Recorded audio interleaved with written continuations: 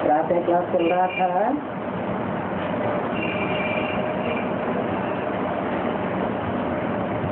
आठ मई 1968 दूसरे पेज के मध्य में बात चल रही थी। स्वर्ग है पावन दुनिया और नरक है पतित दुनिया। पतित दुनिया में एक भी पावन नहीं और पावन दुनिया में एक भी पतित हो नहीं सकता।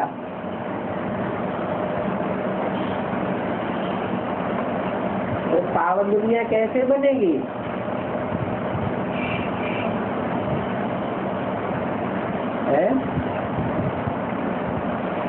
जब पतित दुनिया में सब पतित है, एक भी पावन नहीं हो सकता, तो पावन दुनिया कैसे बनेगी?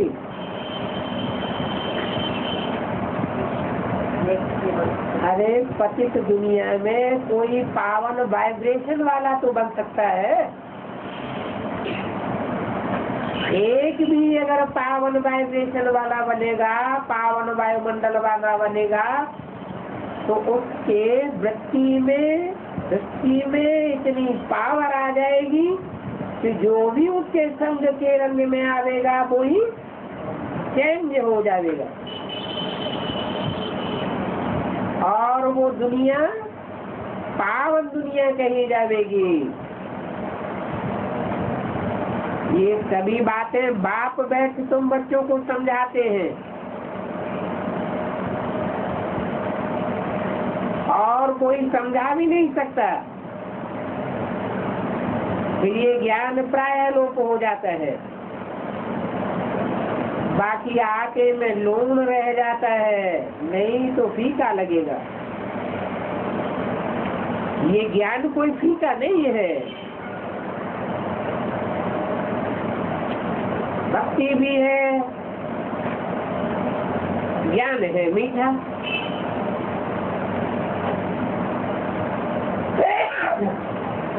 भक्ति देखो कितनी मीठी लगती है मनुष्यों को।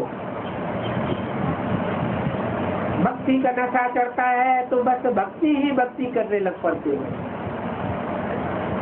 एकदम भक्ति में मस्त हो जाते हैं, बहुत मोह रखते हैं भक्ति में। तो भक्तमाल भी बनती है।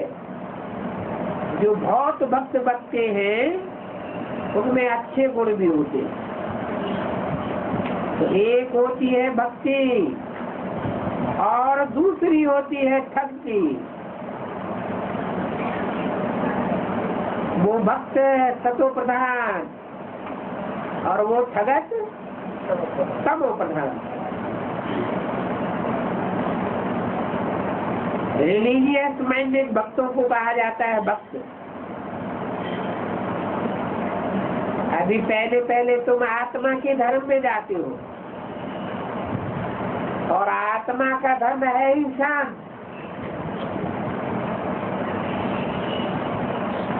निवास स्थान है शांति धाम, मूल वतन।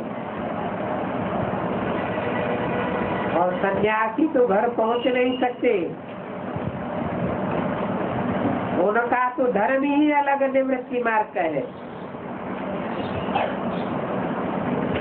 और ये ज्ञान तो दोनों के लिए है।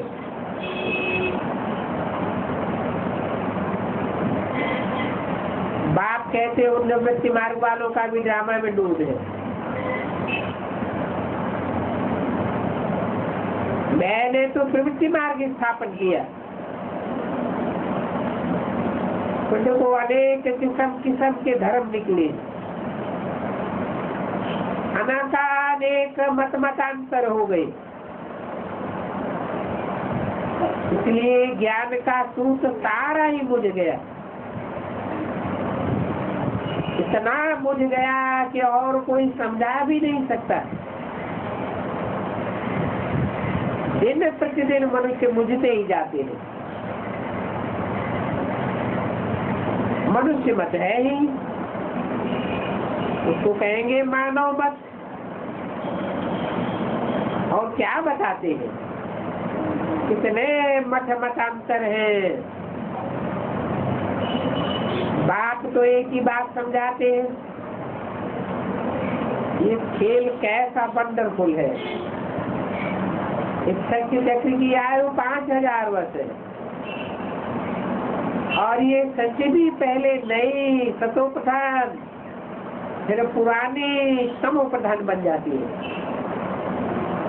तो उनकी आयु भी जरूर होनी चाहिए। उनकी आयु का किसी को पता ही नहीं है, नई तो पुरानी, पुरानी तो नई होती है। नए में क्या होता है, पुराने में क्या होता है, ऐसी ऐसी ख्यालात कोई की बुद्धि में आ नहीं सकता। बल भक्त लोग वेद शास्त्र आदि पढ़ते हैं। पहले भक्ति का बहुत बहुत मान था, आधा कल्प भक्ति चलती है।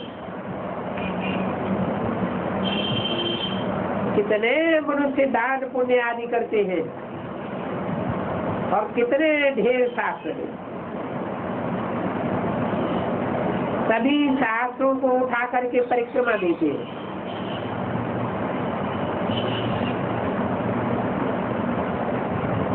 चित्रों को भी उठाते हैं, फिर शास्त्रों को भी उठाते हैं परिक्रमा देने के लिए और उनकी महिमा भी करते हैं। गाड़ी में बिठाकर मनुष्य फिर उस गाड़ी को हाँकते हैं। किसको? शास्त्रों की परिक्रमा देते हैं, चित्रों की परिक्रमा देते हैं। वो चित्र जड़ होते हैं या चैतन्य होते हैं?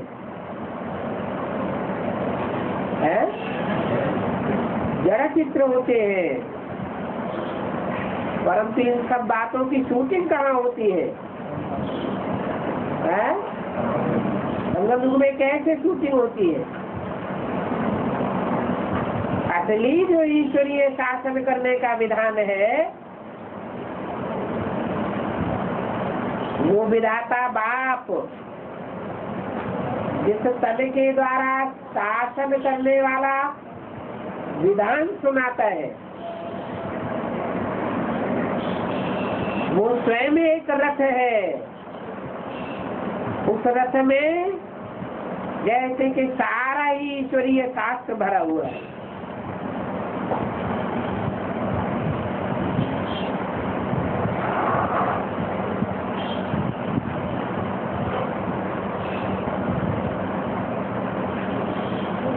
वो भी चारों ओर परिक्रमा लगाता है। उसकी यादगार में शास्त्रों को रथ में डाल करके परिक्रमा दिलाते हैं। फिर कितनी महिमा करते हैं।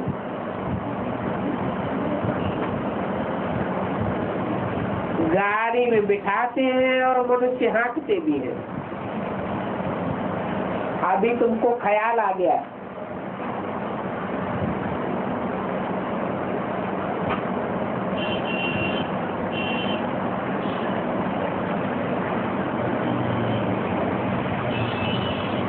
कि बताओ शास्त्र बड़े या मनुष्य बड़े?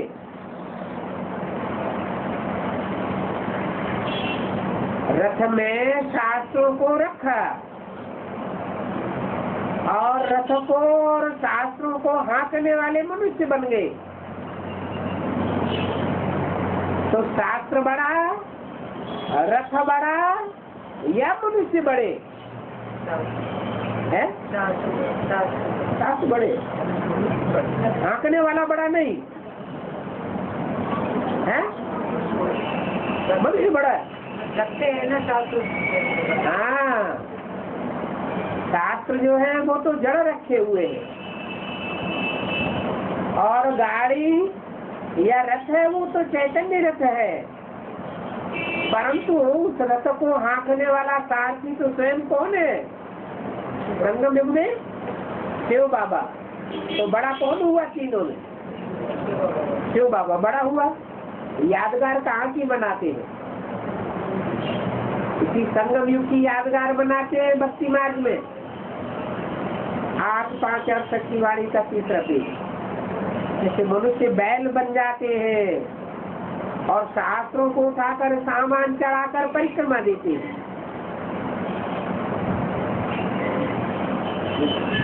तो बैल कौन बन गया? ब्राह्मणों की संगम दुनिया में बैल कौन बन गया? जिस बैल के ऊपर सारे शास्त्रों का बोझ डाला गया। शास्त्र तो जड़ होते हैं, अपने आप कुछ नहीं समझते, बैल भी कुछ नहीं समझता, फिर चलाने वाला कौन होता है? शिव बाबा कोई मनुष्य तन के द्वारा चलाते हैं। तो जैसे मनुष्य बैल बन जाते हैं और शास्त्रों को उठाकर सामान चढ़ा करके परिक्रमा देते, इतनी उनकी इज्जत रखते हैं। ये हुई भक्ति की इज्जत। भक्ति भी आधा कल्प चलती है। ये फिर है ज्ञान की इज्जत। भक्ति की इज्जत तुम समझ गए। भक्ति में नीचे उतरते उतरते कला कम होती गई, क्योंकि बेसमझी से काम करते गए। उतरती कला माना दुर्गति। परंतु ये बातें मनुष्य नहीं समझते हैं। उनको तो अपने ही मत मतांतर में नशा चढ़ा हुआ है। शास्त्रों का तो कितना नशा रहता है। शास्त्रार्थ करते करते कहाँ आपस में जोर से लड़ भी पड़ते हैं। यहाँ ज्ञान में तो लड़ाई आदि की कोई बात नहीं है। नहीं है बात है। आगे चल के जब सुप्रीम कोर्ट में मामला जाएगा तब देखना।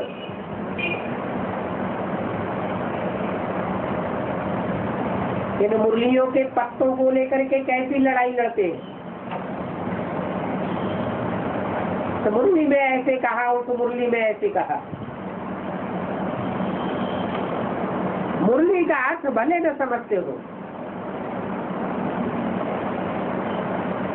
परंतु तुम बच्चे तो आपस में कोई लड़ाई नहीं लड़ते, क्योंकि तुम्हारी बुद्धि में तो एक मत भरी हुई है और तुमको तो बिल्कुल शांति में रहना है। मुख से शिव शिव रटने की भी बात नहीं है, कुछ भी तकलीफ की बात नहीं,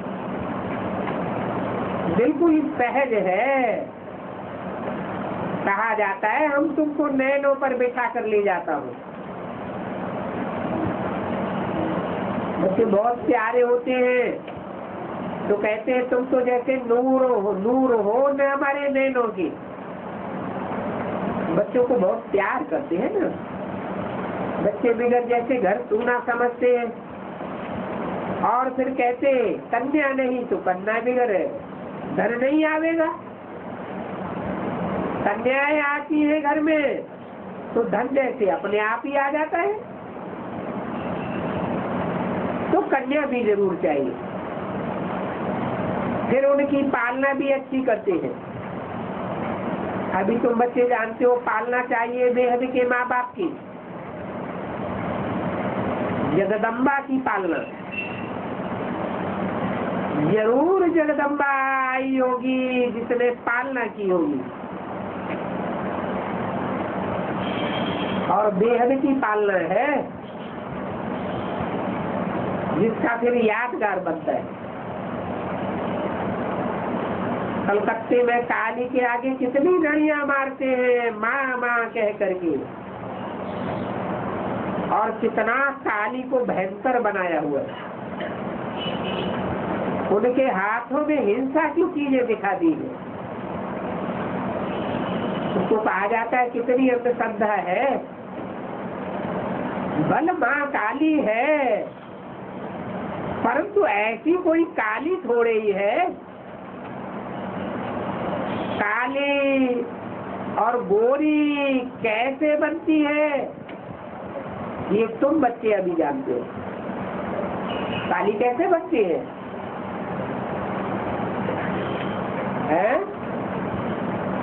अनेकों की मत पर चलती है, अनेकों से प्रभावित होती है तो काली बनती है, और एक की मत पर चलती है तो गोरी बनती है।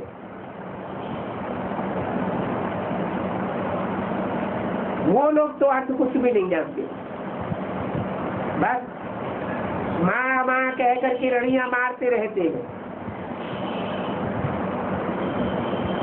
क्योंकि वो तो विश्व का मालिक बनाती है ना। परंतु इस बात का भी किसी को पता नहीं है, इस बात का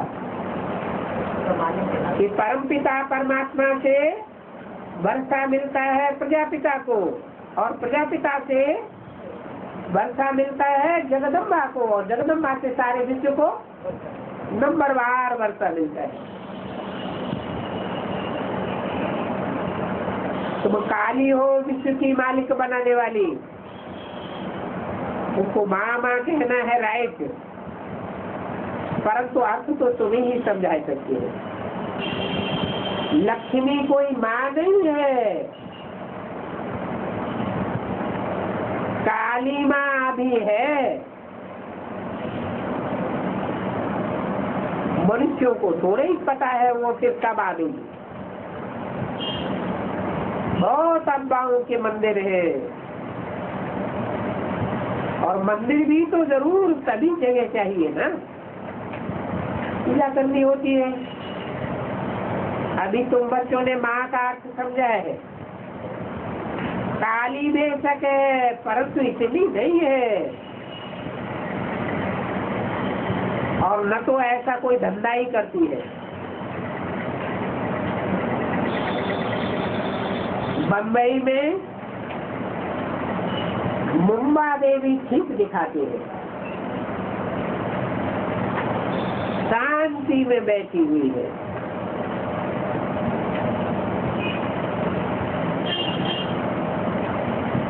कलकत्ता कौन सी दिशा में? पूरब में, और बम्बई पश्चिम में। बम्बई में मुंबा देवी ठीक दिखाते हैं, शांति में बैठी हुई है, और कलकत्ते में शांति में बैठी है या अशांत खाना चलाती हुई दिखाई जाती है।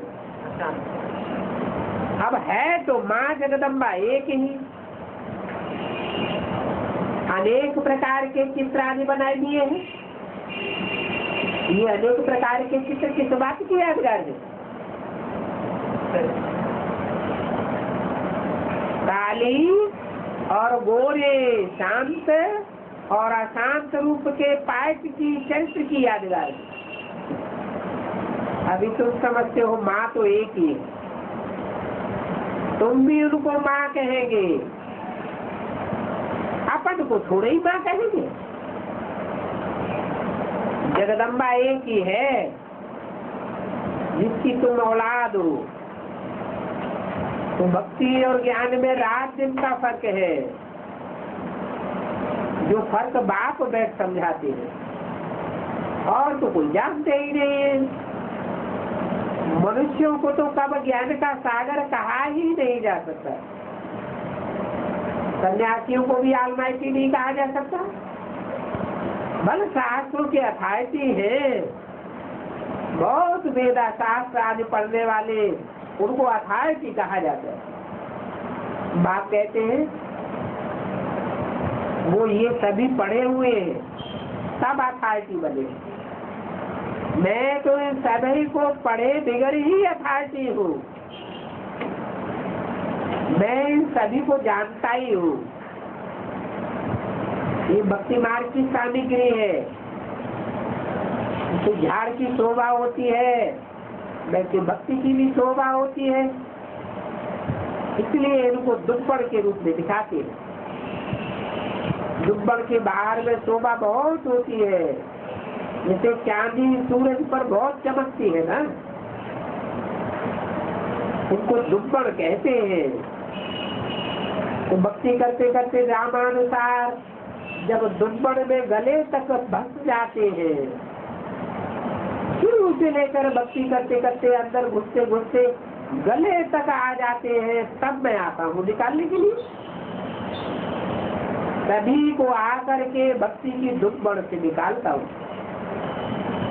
भक्ति की भूमिकाएं भी रखी हुई है। कोई चरिया खरिया बन जाते हैं तो कहते हैं ये तो सातवीं भूमिका में है, इनको शरीर का कुछ भी पता नहीं है, गंध भी खाते रहते हैं। बाबा तो अनुभवी है, साधु देखता था झट मांगता था। उस समय समझते थे ये तो सातवीं भूमिका में है, उनके हाथ जोड़ते थे। किसको कहा जाता है भक्ति की दुर्गति। अभी हमको पता पड़ता है, अभी तुम बच्चों को ज्ञान की ताकत मिल जाती है। जितना जितना तुम याद में रहेंगे सतोपधन बनते जाएंगे। गाते भी है भारत की पहले पहले एवरेज आयु 150 वर्ष की, पहले पवित्र थे, अभी तो एवरेज आयु 30-35 वर्ष है। भारत की ही आयु बताते हैं। भारत की पहले कितनी बड़ी आयु थी। योगी तो पवित्र होते हैं ना, वो योग सीखते हैं, परंतु वो तो विकार में जाते हैं। सन्यासी फिर ब्रह्म तत्व के साथ योग लगाते हैं, वो तो उनका ब्रह्म तत्व है, जड़ तत्व। 8 मई 1968 वाली का चौथा दिन, क्योंकि यहाँ मनुष्य रहते हैं, वहाँ ब्रह्म तत्व में आत्माएं रहती हैं। वो तो ब्रह्म ज्ञानी तत्व ज्ञानी है, कहते हम ब्रह्म में लीन हो जाएंगे। ब्रह्म में लीन हो जाना या ब्रह्मा में लीन हो जाना मानो जड़त्व में लीन हो जाना। जड़ बुद्धि बन जाएंगे, कुछ भी ज्ञान बुद्धि में बैठेगा नहीं। फिर ये अविनाशी ड्रामा तो हुआ नहीं। ये सभी बातें बाप बैठ समझाते हैं। बाप को ही राइट कहा जाता है, बाकी तो सभी अनराइट है। अभी बाप तुमको राइटनेस बनाते हैं, इस समय तुमको निश्चय होता है बरोबर, हमको वह पढ़ाते हैं, इनकी आत्मा भी सुनती रहती है। पढ़ाने वाला यह नहीं है, पढ़ाने वाला वो है। क्योंकि प्रजापिता ब्रह्मा तो जरूर चाहिए। ये कौन है? ये है ब्रह्मा और वो है प्रजापिता ब्रह्मा। जबकि प्रजापिता है तो इतनी सारी प्रजा कैसे पैदा होती होगी? इतनी सारी जो भी 500-700 करोड़ प्रजा है, वो प्रजापिता ब्रह्मा की औलाद है ना। ब्रह्मा को कोई स्त्री तो दिखाती नहीं है, शंकर को पार्वती दे दिए, और ब्रह्मा की स्त्री कब सुनी क्या? उनके तो सभी बच्चे थे। ब्रह्मा द्वारा बाप ये रचना रचते हैं तो ब्रह्मा जैसे बंदी हो गई और बाप बंदा हो गया। भक्ति मार्ग में फिर शंकर को पार्वती दे दी है, जिनको कथा सुनाते हैं कैलाश पर्वत पर। ऊंची स्टेज की बात है ना। फिर कैलाश पर्वत पर उनका तीर्थ बनाया हुआ है। इतनी झूठी बातें हैं। अब पहाड़ पर बैठकर कथा सुनाई होगी क्या? कहते हैं अमरनाथ पूर्णमासी पर शिव का लिंग आप ही बन जाता है। अभी फिर आप ही कैसे बन सकता है? ये सभी गपोड़े हैं, कहाँ की यादगार है? आप ही बनता है या संगम युग में पुरुषार्थ करना पड़ता है ऐसा पूजनीय बनने का? बाबा जब ज्ञान में आया, शिव बाबा की प्रवेशता हुई, तो फिर ख्याल हुआ जा करके देखे कहाँ, अमरनाथ पर। ज्ञान का नशा तो था, मैं विश्व का मालिक हूँ, बाबा था ना इसमें। तो उस दिन टोपी आदि पहनकर जैसे कि एक बड़ा ऑफिसर बन गया, साथ में बच्चे आदि भी थे, घोड़े पर सवार होकर के गया। बाबा ने सारी हिस्ट्री सुनाई, फिर बंदर खाया, कितनी झूठ बात है, अमरनाथ की यात्रा की इस सब द्वारा। तो उसको कहा जाता है गुड़ियों की पूजा। लतसंग, लतसंग का मार्ग है। फिर इस पर गीता भी बनाई थी।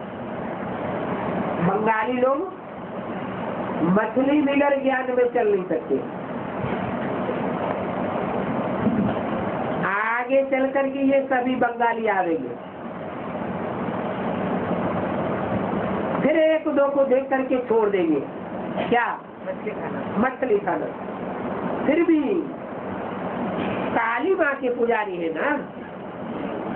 ये काली माँ कौन थी, गोरी माँ कौन थी, ये बैठ तुम उनको समझाओ। ये अंतर तुम ही बता सकते हो। काली माँ विश्व की बादशाही देती है और गोरी माँ से विनाशी दल लेते हैं। कहाँ की बात है? संगम युग की बातें हैं। ऐसे तुम बैठ समझाओ तो बंगाली लोग भी आ जाएंगे। ये बहुत ही सीखी दुनिया है। वो सीखी पढ़ने की क्या बात है?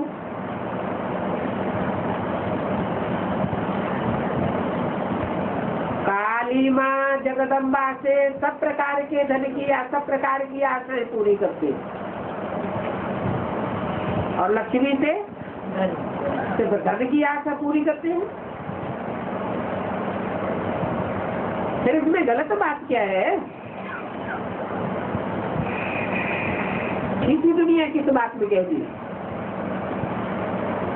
कभी मनोकामना पूर्ण करते थे, उसमें खराब मनोकामनाएं भी आ जाती है। और धन की इच्छा, वो कोई विनाशी धन तो लक्ष्मी देती नहीं है। भक्ति मार्ग में विनाशी धन समझ लिया, दुनिया नहीं जानती। मनुष्य तो घोर अंधेरे में है। ये भक्ति पाप है, घोर अंधेरा है। ऐसे समय में बाप आकर के फिर घोर वगैरह कर देते।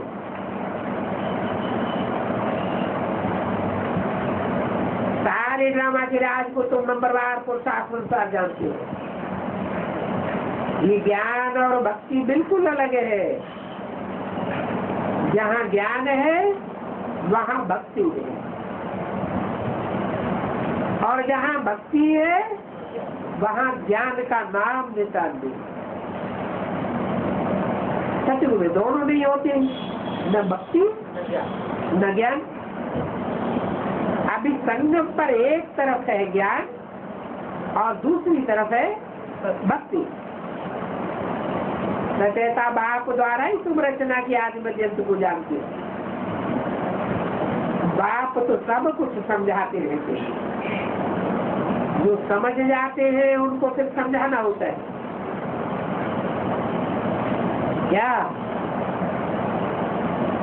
क्या समझ जाते हैं जो उनको समझाना होता है?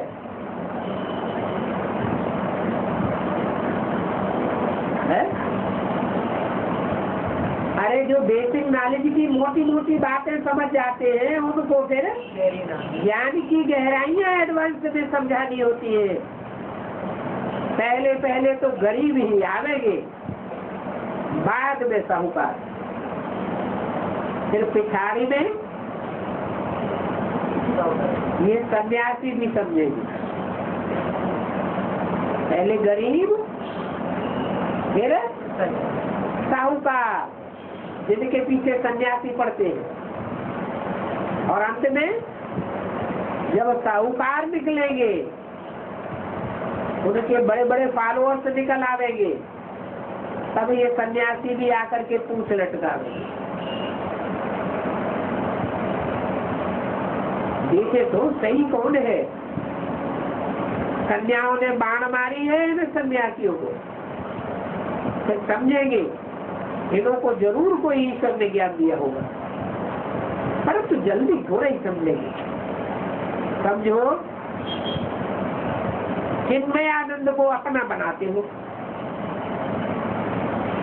कैसे कहेंगे कृष्ण भगवान वाच्य नहीं, शिव भगवान वाच्य? सभी कहेंगे इनको जादू लग गया है। कितने अध्याय बैठ सुनाते हैं गीता के, फिर मनुष्य जाते हैं सुनने के लिए। जब बच्चे उनसे मिलते हैं और समझाते हैं कृष्ण गीता का भगवान नहीं है, गीता में ही ऐसे ढेर श्लोक हैं जो निराकार की ओर इशारा करते हैं। वो कृष्ण तो पुनर्जन्म में आने वाला है, तो निराकार कहते हैं, तो कह देते हैं सभी एक ही है, ईश्वर तो सर्वव्यापी है, भगाए देते। तुम्हारी बात सुनते ही आगे चल करके तुम महावीर बनेंगे। महावीर जूतों में जाकर बैठ करता, वहां जाकर के सुनते थे, फिर उनके ग्राहकों को पकड़ते थे। पहले बाहर की दुनिया के सन्यासियों में पकड़ेंगे या पहले अंदर की दुनिया के सन्यासियों में पकड़ेंगे? अंदर की दुनिया। पहले तो है ब्राह्मणों की दुनिया के सन्यासी, वहां छोटा बन करके जाए बैठ जाना चाहिए, तब वो भी समझेंगे ये ब्रह्मा कुमारियों के पास जाता है, जरूर मेरे से अच्छा सुख मिला है, ये जादू लगा है इसको। वो समय आएगा जो कहेंगे बरोबर ये तो भगवान का ज्ञान है, कोई श्री कृष्ण का ज्ञान नहीं है। भगवान को सर्वव्यापी कह कितनी गाली देते। अब है तो एक व्यापी। बाप कहते हैं मैं जिन पर रहम करता हूँ, उपकार करता हूँ, वो फिर मुझे गाली दे करके अपकार करने लग पड़ते हैं, फिर मैं उन पर उपकार करता हूँ। मैं कुछ भी राज भाग नहीं लेता हूँ तो भी मेरा अपकार करते हैं। मनुष्य तो सब निष्कामी बन ही नहीं सकता। क्यों? क्योंकि सब मनुष्यों को अपना रस है, जो रस बोले, जिनका रस होता है वो सात स्वार्थी होते हैं। मनुष्यों को अहंकार ना आए इसलिए कह देते हैं निष्काम सेवा। फल की इच्छा नहीं है, परंतु फल तो जरूर मिलता है। निष्काम सेवा तो वास्तव में एक बात ही करते हैं, उनको अपना रस नहीं है, निस्वार्थी है। तुम बच्चों को बाप नमस्ते करते हो, 5000 वर्ष बाद आप आकर के बच्चों को देखते हो तो खुशी होती है।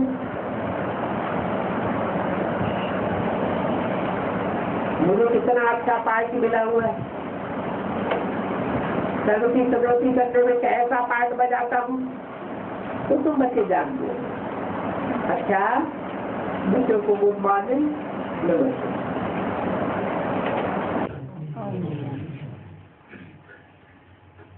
आज कराटे क्लास है 12 मई 1968।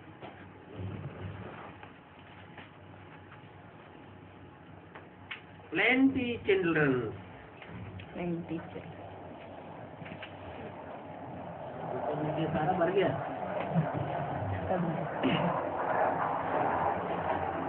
कितने चिल्ड्रन होंगे बाबा के? बहुत ढेर के ढेर। परंतु तुम बच्चों के लिए एक ही बात है, तो जरूर ढेर बच्चों को वर्षा देंगी ना।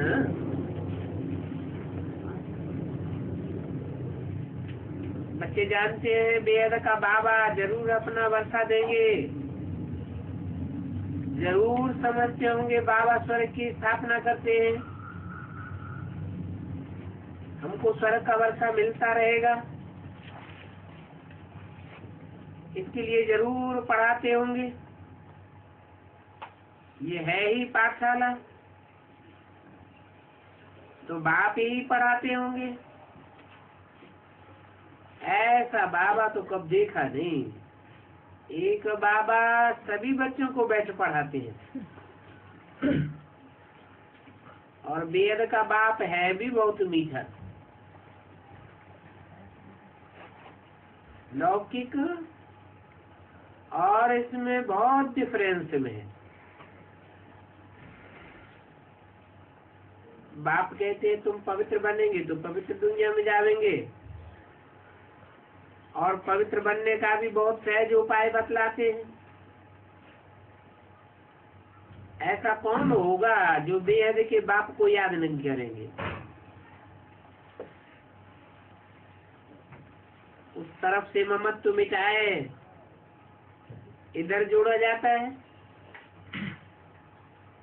जिस तरफ आमदनी जाती होती है उस तरफ बुद्धि चली जाती है। वो तो एक से ही आमदनी होती है।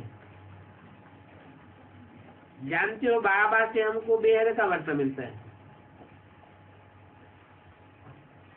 और दो बाप तो होते ही हैं, परंतु बेहद का वर्षा देने वाला बाप एक ही बार आता है।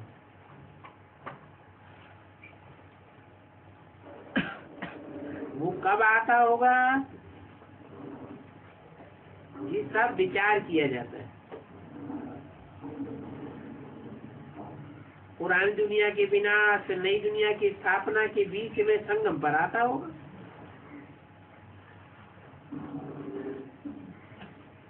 नई दुनिया स्थापन करने वाला एक ही बाप है। ऐसी ऐसी याद में रहे तो भी खुशी रहे, परंतु बच्चे भूल जाते हैं। हद का धंधा आदि करते बेहद के बाप को जरूर याद करना है। दुकान पर जाते हैं तो पहले पहले भगवान को याद करते हैं।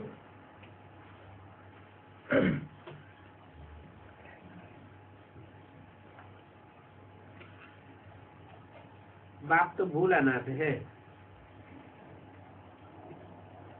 कहते हैं ना, गंड का धैर्या मत का मूरा।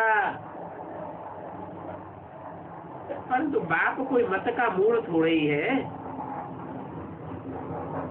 उनकी तो सीमत है।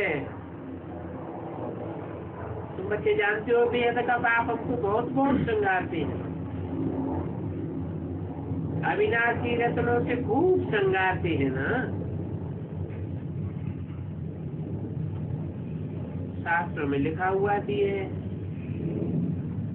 सागर से रत्नों की ढेर थालियां भर भर के मिलती।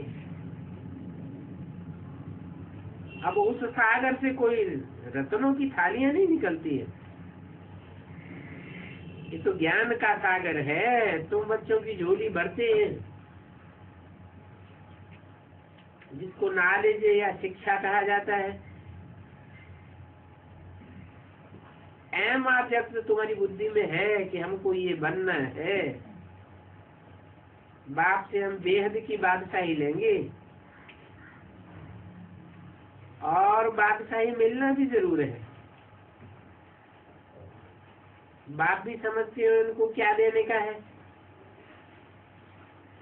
बेहद का बाप है, बच्चे जानते भी हैं, बाप भी जानते हैं। पढ़ाई अनुसार वर्षा लेने आए हैं। बहुत स्टूडेंट पढ़ते हैं, फिर औरों को पढ़ाते भी हैं, तो पदवी जरूर ऊंच मिलेगा। सोचेंगे कि ये करते हैं तो हम क्यों न करें। तो बाबा अनेक प्रकार की युक्तियां बतलाते हैं। साधु संत आए तो फॉलोअर्स को ये नहीं सिखलाते हैं। वेद शास्त्र आदि बैठ सुनाते हैं। संस्कृत वाली गीता बहुत अध्ययन करते हैं। उन्हों का जैसे गीता का कारखाना निकल पड़ता है। बैठ बच्चों को सभी सिखलाते हैं। जैसे गीता भारती है, आनंदमयी माँ है, ये सभी सिखलाए हुए हैं। ऐसे ऐसे करो। और तुम बच्चे तो जानते हो कि हमको मनुष्य नहीं सिखलाते हैं।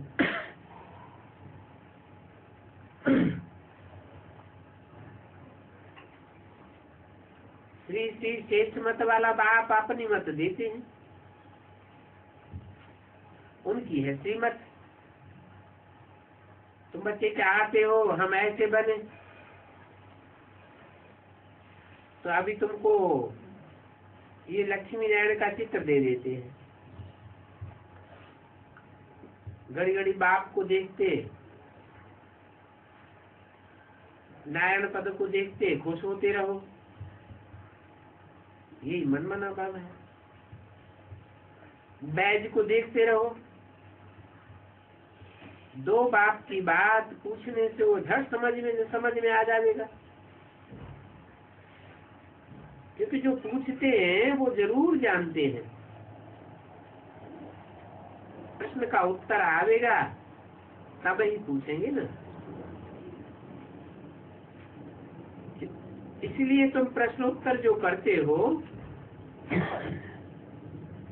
प्रश्नोत्तर करने वाले तुम सब जानते हो, हैं तो ये रूहानी बातें।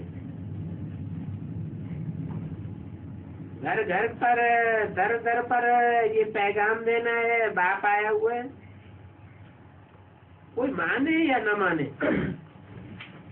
क्योंकि न मानने वाले भी ढेर होते हैं। बैच बहुत अच्छी चीज है। गवर्नमेंट के ऑफिसर्स को भी कुछ न कुछ ऐसा पड़ा रहता है। तुम भी तो मिलिट्री हो ना, तो तुम्हारा भी ऐसा ये बैज है जो बहुत वंडरफुल है। तो उसी का अर्थ तो कोई समझ ही नहीं सकता। बोलो, हम तुम्हारे बाप दादा परदादा तरदादा सभी को जानते हैं। अंदर में इस बात का नशा रहना चाहिए, तुम्हारे जैसा नशा और कोई को नहीं होगा। ईश्वर की जीवन कहानी को तो कोई जानते ही नहीं है। तुम बच्चे तो जानते हो। बच्चे आए ईश्वरी ज्ञान रत्नों का श्रृंगार करने, चाहते भी है हम इन्हें लक्ष्मी नारायण जैसा बनूं। कृष्ण को भी झुलाते हैं ना। बाप बच्चों को देख बहुत खुश होते हैं, ये बच्चे तो फूल हैं। उन महात्माओं से भी ये अच्छी है, पवित्र है। वो महात्मा लोग तो निर्धन का बनाए देते हैं, क्योंकि वो है निवृत्ति मार्ग वाले, और ये तो है प्रवृत्ति मार्ग। तो बाप को बच्चे भी प्यारे लगते हैं। बाप ने समझाया है, तुम पवित्र प्रवृत्ति मार्ग के थे, परंतु तुम्हारी बुद्धि इतनी तमो प्रधान हो जाती है जो निवृत्ति मार्ग वालों को गुरु बना लेते हो।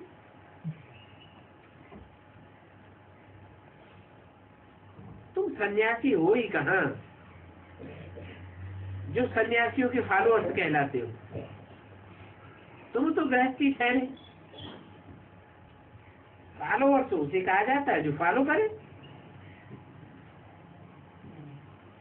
वो तो कफनी पहनते हैं, तुम कहाँ कफनी पहनते हो। तो बाप कहते हैं अभी माँ ने कम याद करो, दैवी गुणों को धारण करो। मुझे तो दैवी गुण नहीं धारण करने।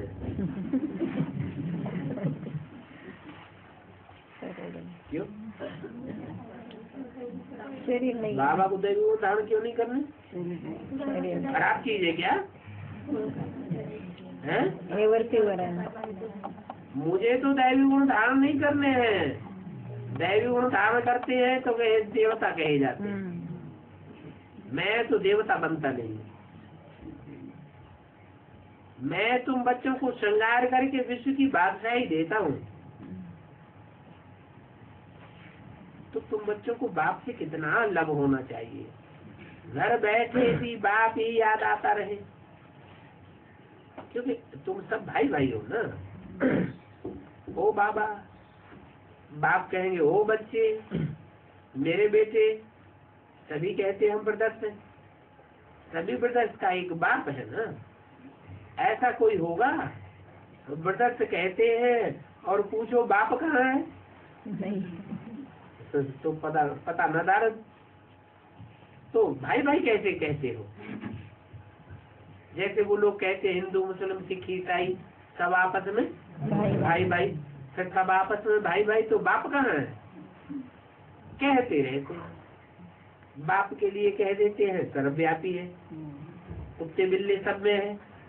अरे कुत्ते बिल्ले सब में है तो सब आपस में भाई भाई कैसे हुए?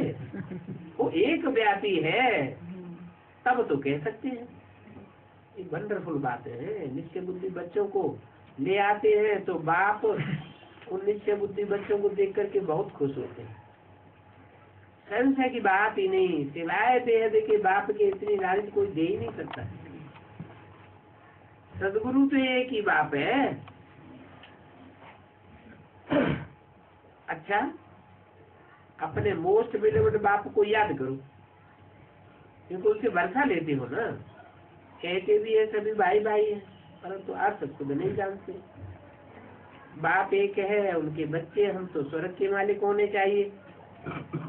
अच्छा, बच्चों को गुड नाइट। अगला रात्रि क्लास है तेरे 5 बादशाही याद है।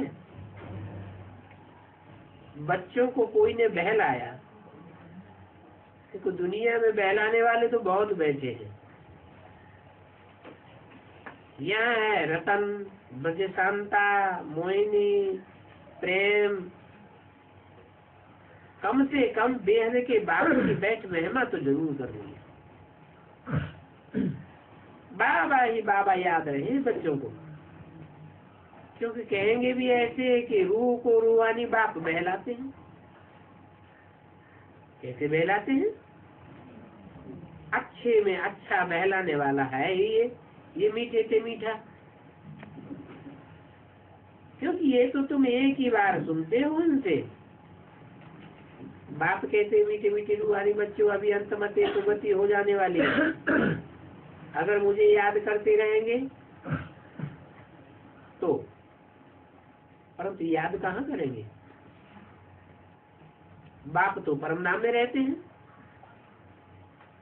वो बाप यहाँ आकर श्रीमत देते हैं। गाया जाता है बाप की श्रीमत। सदगति के लिए सबसे न्यारी श्रीमत देते हैं, ये सभी जानते हैं। उनकी श्रीमत के लिए गाया जाता है तुम्हारी गतमत तुम ही जानो, दूसरा कोई नहीं जानते। और है भी ऐसे, ठीक कहते हैं अभी तुम्हारी गतमत तुम ही जानो। सो जब आए तब सुनावे। शिव जयंती मनाई जाती है तो जरूर आते तो है ना, आकर के श्रीमत देते हैं। उससे ही सदगति होती है, गति होती है बहुत सहज। बाप कहते हैं मैं ही तुमको ज्ञान देता हूँ, और कोई ज्ञान देना जानता ही नहीं। श्रीमत जो मिलती है तो उनको याद करना चाहिए। बाप कहते हैं मुझे याद करो। मेरे पास आने लायक बनने के लिए याद करो, तो फिर अंत मते सुगति हो जाएगी। सब मेरे पास आ जाएंगे। ऐसे तो कोई साधु संत नहीं कहेंगे। साधु संत कह न सके तो तुम मेरे पास आ जाएंगे। ये तो बाप ही है जो बच्चों को कहते हैं तुम 4 नंबरवार मेरे पास आ जाएंगे। इन बातों को बोलकर बाप बहलाते हैं। हे मेरे सिकिलदे बच्चों,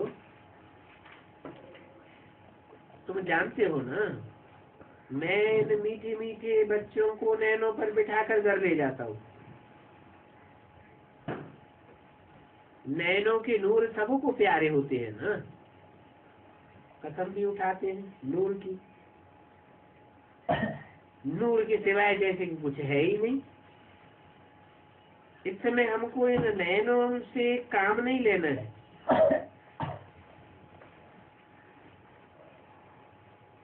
बाबा ने हमको तीसरा नयन दिया है।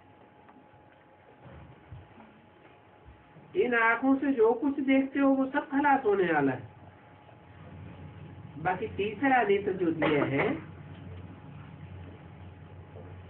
उससे हम शरीर आदि को भूल जाते हैं। और ये कोई डिफिकल्ट बात नहीं है। प्रैक्टिस करने से सब कुछ हो सकता है। आत्मा कहती है शरीर द्वारा कि ये विनाश होना है। कहते तो सभी है कि विनाश होगा, परंतु नई दुनिया का तो किसी को पता नहीं है। तुम इंतजार में हो नई दुनिया में जाने के लिए। बाप को याद करते हो तो तुम्हारे पाप कट जाए तो तुम नई दुनिया में चले जाओ। तुम स्वर्ग में आ जाएंगे ना। स्वर्ग तुम्हारे सामने है। तुम जल्दी जाना नहीं चाहते हो। इम्तिहान से पहले जल्दी जाएंगे तो फेल हो जाएंगे। स्वर्ग तो बहुत मीठा है, परंतु स्वर्ग में जाएंगे वो ही जो इम्तिहान पास करते हैं और लायक बनते हैं। और लायक तब बनते हैं जब बाप की याद में रह करके शरीर को भूल जाए, देह के संबंधी और देह के पदार्थों को भूल जाए, तब कर्मातीत अवस्था होती है। बाकी ऐसे नहीं चाहेंगे कि हम जल्दी जल्दी स्वर्ग में जावें। ये तो उल्टी कामना है। जल्दी नहीं हो सकता। अब यहाँ कर्म भोग कहाँ भोगे हैं, परंतु हम जल्दी जावें क्यों? हम अपनी डिग्री कम क्यों कर देवे? अभी जावेंगे तो डिग्री कम हो जाएगी। हम तो बाप के साथ क्यों न जावे? बच्चे कहेंगे जब तक बाप है तो बाबा की छाया के नीचे हम रहे, जाने की बात ही नहीं। तुम सभी बाबा की छाया के नीचे हो ना। ये छाया बाप की है, सभी से ऊंची। बाप की छत छाया है ना। वहां होंगी देवताओं की छाया, और दुनिया वालों की है मनुष्यों की छाया, धर्म गुरुओं की छाया, और ये है ईश्वरीय छाया। ये तो जानते हो। हम शरीर छोड़ जाकर के नया शरीर लेंगे। गोल्डन स्पून इन माउथ होगा। कहाँ शरीर छोड़ेंगे और कहाँ जाकर नया लेंगे? पुरानी दुनिया है? पुरानी दुनिया में शरीर छोड़ेंगे देहाभिमान और नई दुनिया में जाके नया शरीर ले लेंगे। आएगा कहाँ से? पुरानी दुनिया में शरीर छोड़ेंगे ये तो ठीक बात, पुराना शरीर छोड़ देंगे चलेगा? पुरानी दुनिया में शरीर छोड़ देंगे ये तो ठीक है, क्योंकि पुराना शरीर है, छूट जाएगा। सबके छूट रहे हैं शरीर, लेकिन नई दुनिया में नया शरीर कहाँ से आ जाएगा? कहाँ से आ जाएगा? गोल्डन स्पून इन माउथ होगा। अभी तो कर्मातीत अवस्था ही नहीं हुई है, नहीं तो शरीर से, पुराने शरीर से कर्म भोग नहीं भोगना पड़ता है। हम अभी थोड़े ही कहेंगे कि जावे, बाबा को डर लग रहा है बिहार। तुम समझते हो, अभी हम ईश्वरीय परिवार में बैठे हैं, अभी हम ईश्वरीय परिवार में बैठे हैं। वो है कलयुगी परिवार, आसुरी परिवार, और हम ईश्वरीय ब्राह्मण परिवार। दैवी कहाँ है? ईश्वरीय ब्राह्मण परिवार में बैठे हैं। 568 की वाणी का तीसरा पेज। हम एक ईश्वर की छत्र छाया के नीचे बैठे हैं। तो पुरुषोत्तम संगम युगी ईश्वरीय परिवार, ईश्वरीय छाया के नीचे बैठे हो। ये छत्र छाया ऊंच से ऊंच छाया है, एक को ही याद करते हो और वो ही सभी का बेड़ा पार करते हैं। कौन सा बेड़ा? ये शरीर रूपी जो बेड़ा है आत्मा का, इसको पार लगाने वाला एक ही बाप खेवैया आया हुआ है। और ये छाया सभी से अच्छी है, इतना पक्का निश्चय चाहिए। वो है दैवी छाया नई दुनिया में, और यहाँ है ईश्वरीय छत्र छाया। तो दैवी छाया से भी ये ब्राह्मणों की छाया अच्छी है, इसलिए यहाँ सभी आते हैं। परंतु ऐसे तो नहीं सभी यहाँ आकर के बैठ जाएंगे। बल मकान आदि ये बनाते हैं, परंतु बुद्धि में है ये मकान आदि तो सब टूट फूट के बर्बाद हो जाएंगे। कौन से बनाते हैं? कलयुगी दुनिया। माउंट आबू में बच्चों के लिए जो मकान आदि बनाते हैं वो भी सब टूट फूट के सब बर्बाद हो जाएंगे। आगरे में राधा स्वामी का मकान अभी तक बनता रहता है। क्या? राधा स्वामी का मिसाल क्यों दिया? कृष्ण का नहीं, राधा का स्वामी, वेद का राधा स्वामी, शिव बाबा, उनका मकान अभी तक बनता रहता है या नहीं बनता रहता है? बनता रहता है। दुनिया भल विनाश होती रहती है, लेकिन उनका मकान बनता रहता है, उनकी स्थापना होती रहती है। आगरे में। ये तो आगरे का नाम दिया, हद के आगरे का। एक बेहद का भी आगरा है। कौन सा? आगे ही रहेगा कि पीछे रहेगा? आगे रहेगा, आगरा।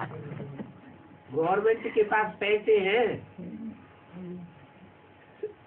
तो गवर्नमेंट कैनाल से डैम से आदि बहुत बनाते रहते हैं। तुम बच्चे जानते हो 8-9 वर्ष में तो सब खलास हो जाएंगे।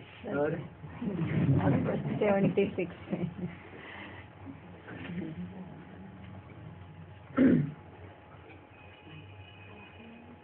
नए नए इन्वेंशन बाहर से भारतवासी सीख रहे हैं। कैनाल्स बनावेंगे, डैम्स बनावेंगे, फ्लाईओवर बनावेंगे। कहाँ से सीखे? विदेशों से सीखते हैं।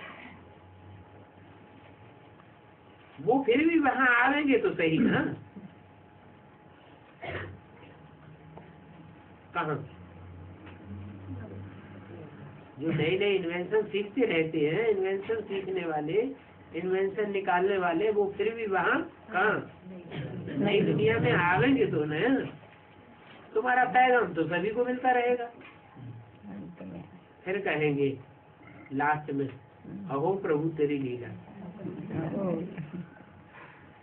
ऐसी नहीं कि अहो प्रभु तेरी माया। प्रजा भी थोड़ा बहुत समझ कर तो जाती है ना। 84 की जन्म को चक्कर को प्रजा भी समझती है। पहले जन्म की प्रजा की भी तो कोई खसूसियत होगी जो और जन्मों की प्रजा में नहीं होगी। वो विशेषता नहीं होगी। नहीं होगी। क्या विशेषता होगी? 84 जन्म लेने वाली जो प्रजा है वो ज्ञानी तू आत्मा होगी। यहाँ वहाँ यथा राजा तथा प्रजा। बच्चों ने जैसे कल पहले सर्विस की है अभी भी करते रहते हैं। सर्विस के लिए माथा मारते रहते हैं और भाषाओं वाले भी आते रहते हैं। जितना जितना तुम घुसते जाते हो निमंत्रण मिलता जाता है। कहाँ घुसते जाते हो? और भाषा भाषियों के बीच में और स्टेट्स में जितना जितना तुम घुसते जाते हो उतना तुमको निमंत्रण मिलता जाता है। आओ, कोई तो इशारे से ही समझ जाते हैं। उनकी भाषा में बोलने की भी दरकार नहीं है। अपने धर्म से तुमने शुरू में इशारे से ही समझा। क्या कहा? शुरू में इन्होंने समझा या नहीं समझा? तुमने ये भले भटकते रहे गुरुओं के पास, लेकिन तुमने समझा। तुमने इशारे से ही समझा शुरू में। और सभी सर्विस में लगे हुए हो, समझ भी लिया और फिर इसमें लगा। हाँ, और फिर अभी भी सर्विस में लगे हुए हो। वास्तव में सारा ज्ञान इशारे का ही है। क्या? सारा ज्ञान सारा ज्ञान इशारे का है। और इशारे में समझते कौन है? देवता। जो देवता मनुष्य से देवता बनने वाले हैं वही सारा ज्ञान इशारे से समझते हैं। अच्छा, ब्रह्मा बाबा मनुष्य से देवता बनने वाले नहीं है। वो तो बच्चे बनेंगे। हाँ, वो देवताओं के बच्चे बनेंगे। तुमको भगवान आकर के डायरेक्ट नर से नारायण जैसा देवता बनाते हैं। तो वास्तव में सारा ज्ञान इशारे का है। स्थापना, विनाश या पालना। स्थापना का ज्ञान हो, विनाश का ज्ञान हो और चाहे पालना का ज्ञान हो, वो तो बिल्कुल कॉमन बात है। समझेंगे, विनाश होता है तो जरूर स्थापना भी होनी है, परंतु अभी नहीं समझते। क्या अभी भी समझते कि एटम बम बन गए हैं तो दुनिया का विनाश तो है, लेकिन ये बुद्धि में नहीं बैठता स्थापना कि स्थापना भी कहीं हो रही होगी। आनंद मई माँ भी कहती है भगवान जरूर कोई साकार रूप में होना चाहिए।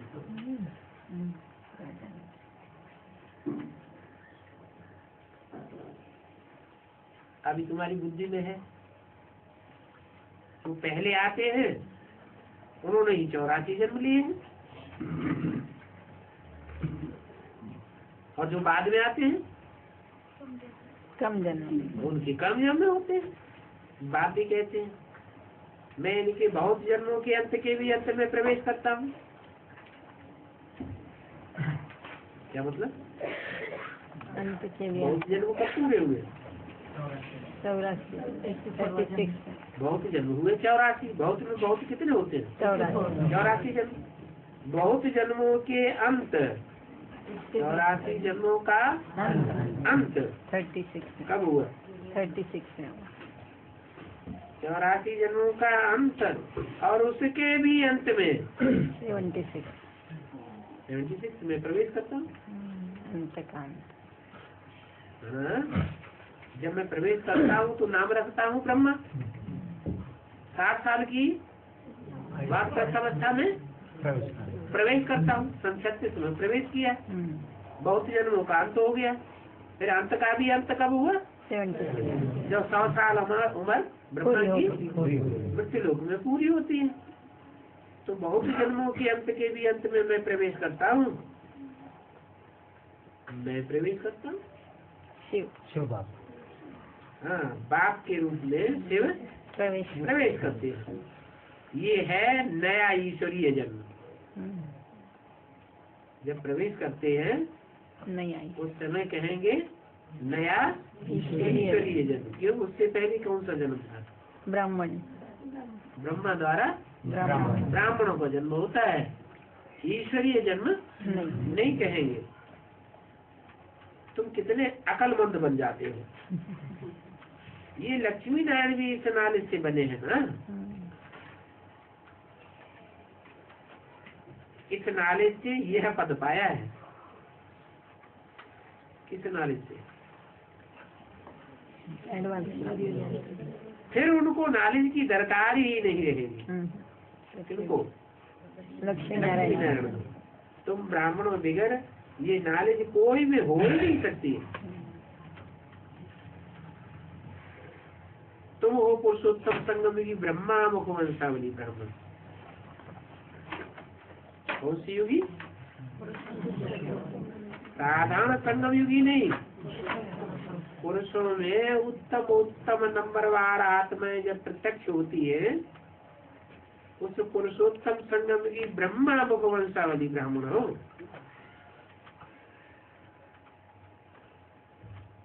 ब्राह्मण मुखवंशावली नहीं।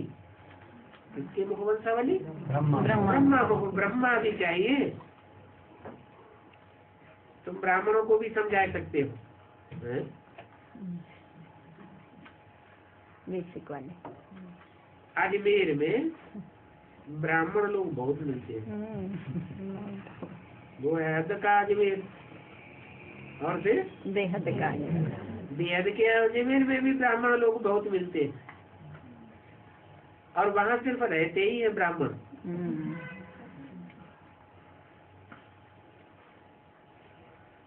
नाम अजमेर क्यों रख दिया? भेड़ बकरियों का भेड़ बकरियां वहाँ सारे इकट्ठे होके रहते हैं। जहाँ एक चली पीछे पीछे सब पीछे पीछे वहीं जाए। कोई दूसरा बात समझाए तो सुनने वाली नहीं है। तो वहाँ ब्राह्मण ही रहते हैं। आजकल छोटे छोटे बच्चों को शौक होता है। सियाने बच्चे जो हैं समझते हैं टाइम थोड़ा है तो हम क्यों नहीं बाकी समय याद की यात्रा में देते रहे। ये नॉलेज बेहद का बाप पढ़ाते हैं तो क्यों नहीं हम ये पढ़े। सियाने बच्चे किसको भी अच्छी रीति समझा सकते हैं। हम ब्रह्मा मुखवंशावली पवित्र बनते हैं। हमारी आत्मा बाप की याद से शुद्ध हो जाती है। पवित्र धन पवित्र बन करके और पवित्र दुनिया में हम चले जाते हैं। पवित्र दुनिया स्वर्ग को कहा जाता है। क्यों? परम नाम को पवित्र दुनिया नहीं कहेंगे। है? उसे दुनिया नहीं कहेंगे। शरीर नहीं है। हाँ।